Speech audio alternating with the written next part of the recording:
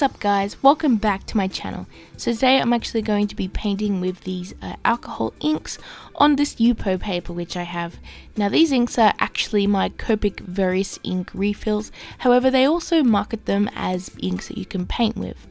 So the other things today I'm using is this colourless blender as well as a straw and a paintbrush that I don't actually show in this part.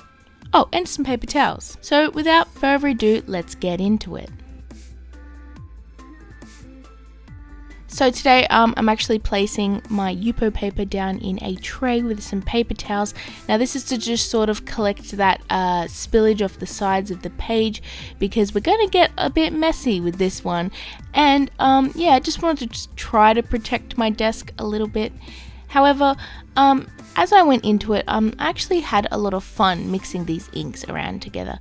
Now, this first one here that I'm showing you, I'm using a few different colors, and that is some warm grays as well as some yellows, some oranges, and a little bit of green too, just for that little bit of something, I don't know. Anyways, I'm actually using my hairdryer to sort of dry the ink in different ways, as well as sort of blow it around a little bit. Now I'm actually quite happy with how the patterns on this one turned out.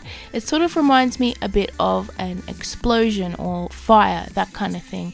And yeah, I actually really like the intensity of how stuff was sort of moving out from the middle, and it kind of reminded me of a phoenix a little bit. Now, I'm actually not well practiced in drawing phoenixes, so it probably wasn't the best idea for me to go in just to a finished illustration and draw a phoenix, especially since I haven't really practiced those that much. However, I think the artwork turned out alright, but it didn't really exceed my expectations that much. But that's why I'm showing you this one first, so that you end up liking the other ones later on. Haha! Anyways, after I got all of that done, I actually went in with my brush pen and my white gel pen as well, and I basically just sort of drew over these paintings with some line art, that kind of thing.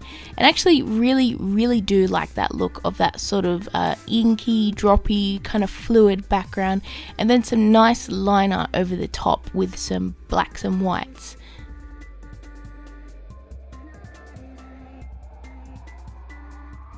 Now, I didn't really practice drawing a phoenix that much, and I feel like the way that the creature is placed in the artwork isn't the best. However, I did have to sort of place it over where those oranges mainly were, so that's why it's sort of off, not in the center of the illustration. But I still think that this one is pretty nice. It's not my favorite out of the three I'm painting today. However, I do like it, and I thought that it was worth to show you guys. You know, I actually really do like phoenixes. I think that they are a really cool and interesting mythical creature, and lately I have been drawing a lot of mythical creatures, especially dragons, but I've also drawn sort of griffins and other kind of mythical animals, and I was actually thinking of drawing a phoenix sometime in the future, especially after I practice a little bit more with my markers. So let me know below if you want me to try that out. I could probably give it a go. Now here is the final results of the first illustration that we're doing today, and it's alright, it's not bad, especially for a sort of first go. So yeah, now on to the next one, which I'm actually very happy about, a bit more happy than that one. Anyways, so I started off with some grays and some blues and just a few different sort of cool tone colors. I really wanted this to be a sort of liquidy, drippy, cold colored type of illustration. So yeah, I just basically just added a lot of blues and blue greens and grays and that kind of thing, and then I sort of just mixed the ink around a little bit and just sort of layered stuff over the top, occasionally splashing it with a bit of the colourless blender as well. And now you may think that I'm using a lot of ink for this, but it's actually not that much. This Yupo paper is 100% waterproof, so it doesn't actually absorb any ink at all, so it all sits on the top of the paper, and I'm using a lot of the colourless blender to sort of suspend that ink in and sort of dilute it a little bit and mix it around. So yeah, I actually had a lot of fun trying this out for the first time. Seems to be a thing lately, me trying things for the first time. I've just noticed that now. So after I got a sort of base of what I was going to work on, I just sort of started adding more colors and just sort of re-wetting the ink with the color blender and mixing it around a lot. I did add a bit of purple to this illustration as well, and I'm actually quite happy I did that because it gives it a little bit something more. It's not just blues, there is a little bit of a bluey green and then a purpley bluey tone to it, and I'm quite happy with how that turned out actually.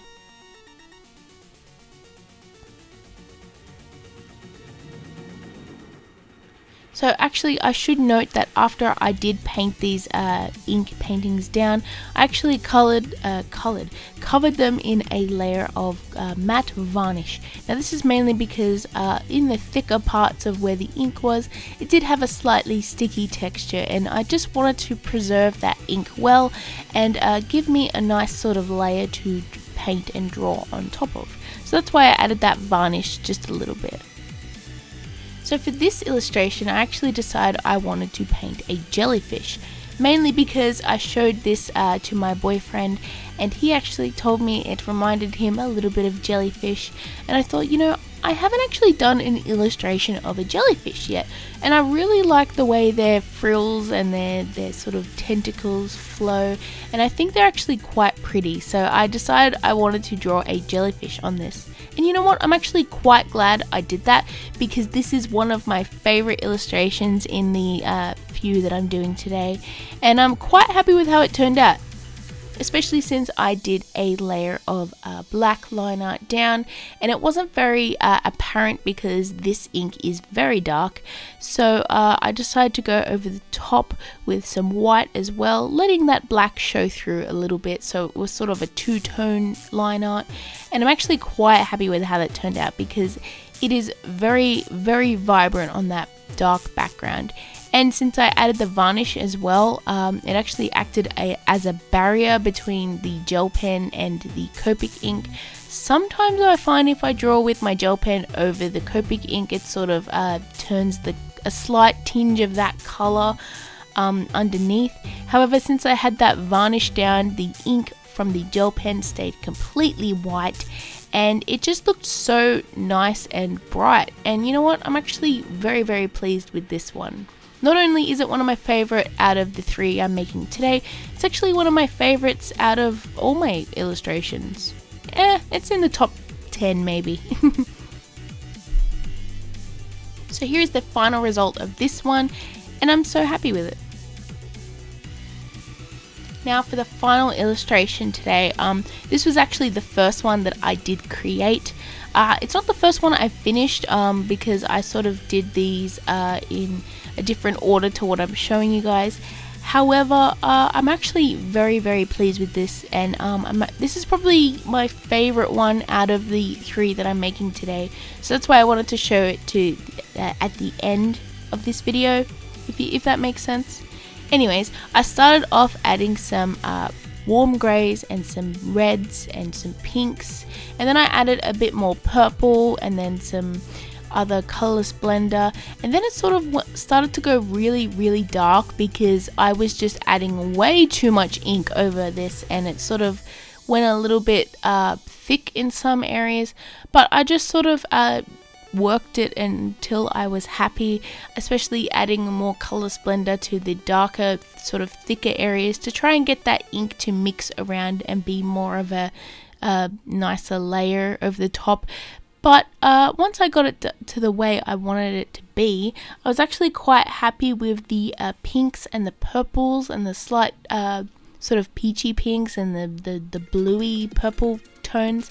I actually really did like how it turned out, especially when it dried. It just had this sort of different look to it. Now of course I added a little bit more blue over the top just to add a little bit more variance in the colors, because I really wanted this one to sort of stand out a little bit. So as always, I added that nice little protective layer of varnish over the top. I actually did that to all three of them, even though I didn't show the part of the first one, but you know what, that doesn't matter.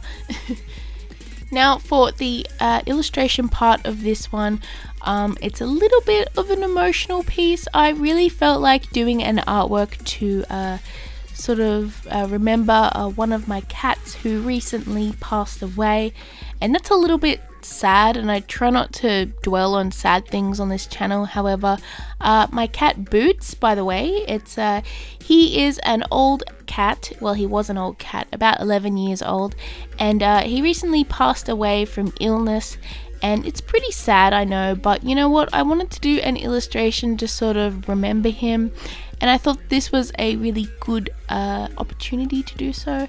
So I actually did a little bit of a sketch beforehand, just to sort of make sure that I had a good way to put this down, and then I basically went in and drew, it's supposed to be me and Boots himself as a cat, and also I painted in those flowers. The reason why I painted those flowers is because I actually planted these kinds of flowers over his grave when we buried him, and those flowers are actually growing quite well, so I wanted to include those in the illustration because I sort of planted those for him, so you know. So I know this illustration sort of has a little bit of emotion to it, and you know what? The sad sort of illustrations aren't always, you know, bad. They do help us get our feelings out, I guess, and I didn't know that I was going to be talking about sad stuff in this video, but here is the final result of this illustration, and it is one of my favorite ones so far. So here are the last two that I did. I actually didn't scan the first one, so I'm just going to show those two. Anyways, and yeah, I hope you guys enjoyed this video. Make sure to hit like and subscribe, and let me know which one below was your favorite, and I will see you guys in my next video. Bye everyone.